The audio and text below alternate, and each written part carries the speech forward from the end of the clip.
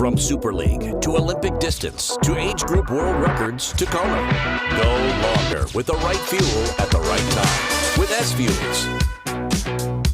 This is a phenomenal bike ride, and I can tell you he's so casual. This is his first time he's ever biked the full 112 miles here in Hawaii. He's never been up to the turn in Harvey. He's certainly been up there today. Doesn't he look...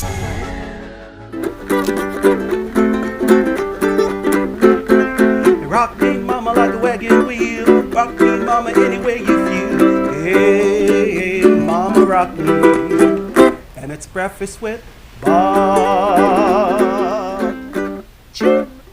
And Poncho Man! Everybody, welcome to our 11th annual Breakfast with Bob from beautiful Huggos on the Rocks. My name is Bob Babbitt. We're brought to you by Master Spas, SFuels Go Longer, HOKA, Let's Fly, Form Smart Swim Goggles, Quintanaroo, Zoot, the original triathlon brand, and our Challenged Athletes Foundation, one of our favorite athletes on the planet. Aww. Coming off of a seventh place finish at PTO US Open, coming home with $25,000. Yeah. Jocelyn McCauley. How you doing, Jocelyn? Good. The $25,000 went straight to our solar system that we're getting for our house. So. Well, wait. So you got 25 for seventh there. And the Collins Cup, you get dollars based on where you're ranked, so that's good dollars. Yeah. And then Canadian Open, you get 11th. Yeah. That's still more than you get for a lot of wins. I still haven't paid for my solar system, so I need a couple more. You better find a different solar guy. What the heck? They're like ripping you off. But you've had a great year. Win Ironman Texas. I know you love Texas. That's where you came in the transition before Daniela Reith years ago. And it's a great place. I go train there all the time and stuff. And I mean, speaking of Texas, my heart goes out to Kat Matthews getting hit down there in the woodlands and just a horrible accident. And I hope that the recovery goes well and all the best. And we're all thinking about you and praying for you. That's the hardest part about this race is getting here healthy. It is. It is. I mean, that was totally out of her hands. Right. But yeah, other people as well, like Lindsay Corbin out with a stress fracture. And this was going to be like her swan song, which I think we were all looking forward to, like with Sebi, how he's coming here for his last time and everything. And so you just hate to see that ripped away from someone. Exactly. Yeah. So this year has been really, really a good year for you. Yeah, it's been a decent year for me. It's been a progressively better and better and better as the races go on, for sure. Like Ironman Texas, I won, but we didn't have a massive field there, and so it was what it was. But I had knee surgery in the fall. I had a baby in 2021, and by the way, I had a baby. It's just been like a progressively getting better, which is great because that's what you want at the end of the year, to have the best races. So here we are at Kona. Wow, and then at the Ironman World Championship in St. George, you got 12th there. Yeah, that was an interesting time in my life. In Ironman Texas, I actually ended up getting a parasite, and I didn't realize it. But going into St. George, I was just so sick. I couldn't figure it out. I just was not feeling well. And then for about a month after, I would be able to train a day. I took a week and a half off after St. George, and then I'd be able to train a day, and then I was on the couch for 2 days, and then train another day, and then I was just out and everything. And so, we did a whole bunch of blood work, couldn't find anything, and finally did a test for parasites and found a parasite. So that explained a lot. We were able to clear it out. Oh my God. That's why it's been also, baby, knee surgery, parasite. So we just keep going up. But you're always so positive. That's why there's is the attitude sort of like there's certain things you can control and certain things you can't. Someone in my church said, "Come what may and love it." And I really like that Come quote. what may and love it. Yeah. So I think I have that philosophy in life. Come what may and love it, because, we can't control what we can't control. So control the controllables and just embrace the rest. Well, and in 2019, you're coming off of winning in New Zealand, second in Ironman Texas, and so then the world shuts down after going into 2020. So when that happens, how did you deal with all the COVID time when you were not able to race?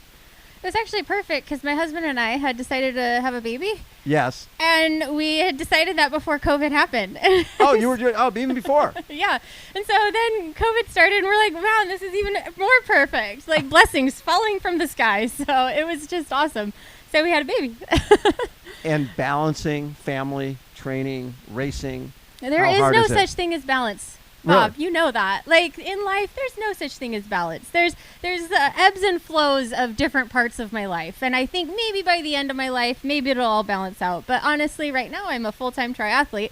I have no kids with me, so Yet. yeah, they come Sunday, which I'm super excited for because then also training dies down and taper and everything. So we'll have some beach time and some pool time back at the house. Yeah. How have you changed as an athlete over the last few years? Because it seems like you're riding better than ever. Yeah, it's true. My bike has come a long ways. Like I ride through fields now, which is really fun to do. That is pretty cool, right? Yeah, at the US Open, actually, I wasn't able to ride through the field. I felt horrible on my bike that day. I have no idea why. And I called my husband, and like the first thing that he said was like, Jocelyn, or he calls me Love. So, Love, like I usually see you riding through the field. Like, what happened? Because he didn't like that he didn't see that. So, but I had a solid run, so it was okay. But yeah, I don't know what's changed. I think just more time. Like I've been a runner my whole life. Right. Swimming is what it is. As long as you make the front group, you're good.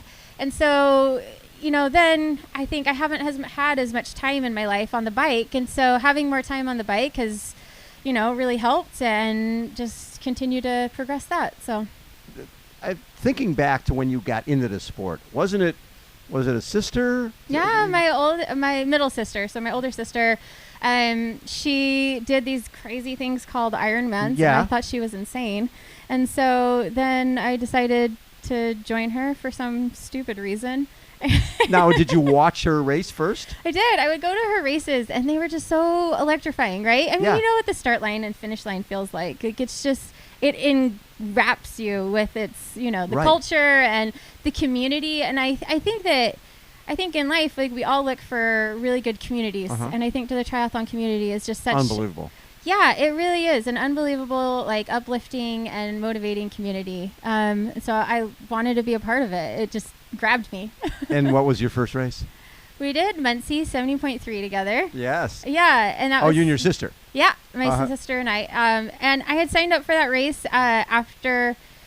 before I got pregnant with my first child. So I got pregnant, and then I was due, I think it was about 10 weeks before the race.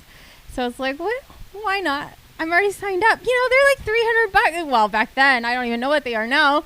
Like, I'm not going to throw away $300. I'm also very cheap. So, so I was like, well, I'll just train what I can and go do it. And I ended up, I think it was a 4:59:50. So you went sub 5 hours 10 weeks after having a baby. Yeah. Yeah. Because Okay. you do. Whatever. That's unbelievable. It was a lot of fun. So with the transition from that to, okay, I can become a professional.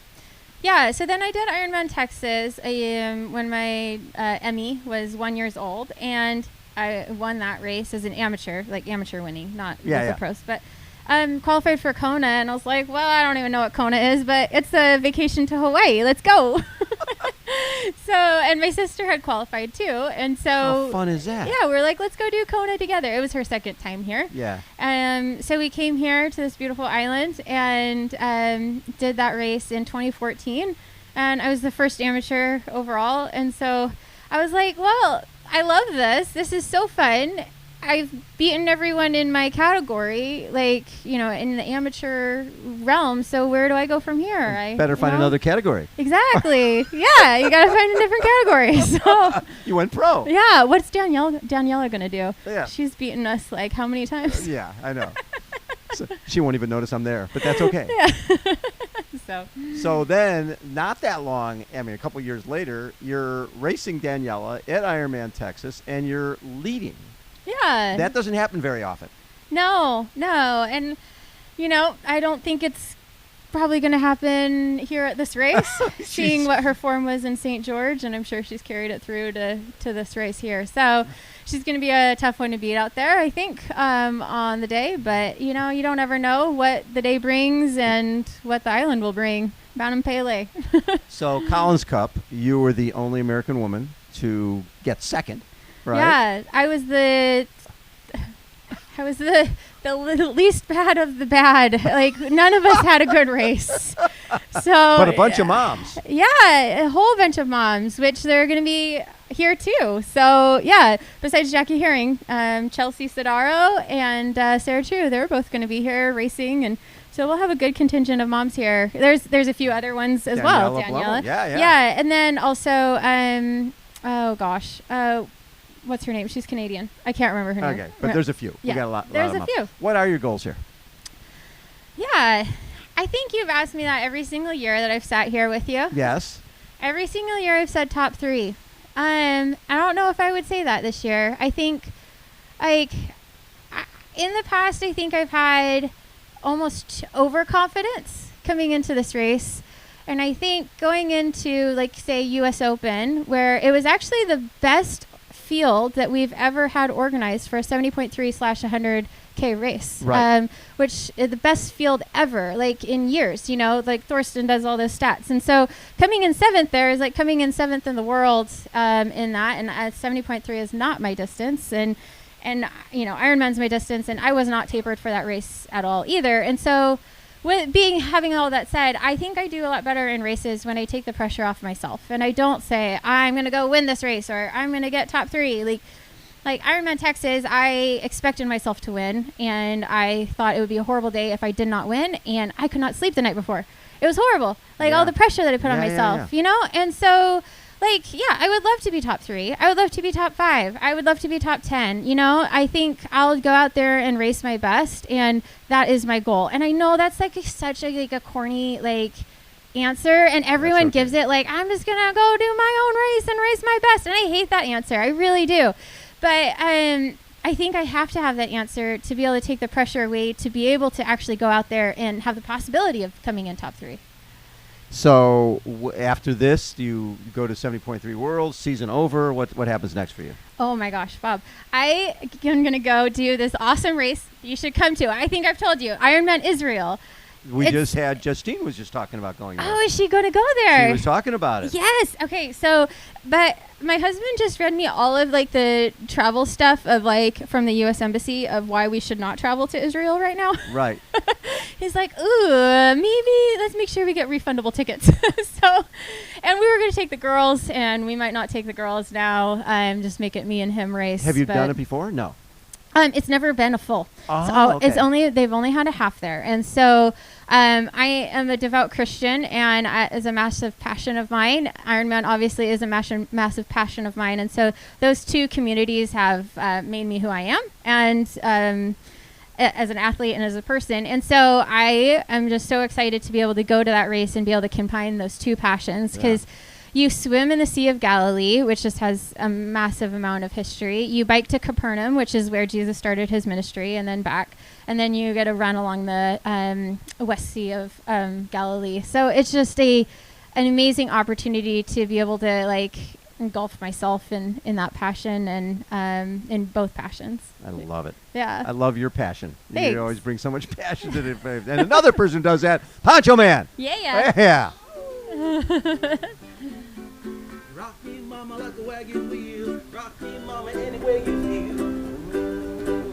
Mama, rock me, 'cause it's breakfast with Bob. And Poncho Man. Thanks, everybody.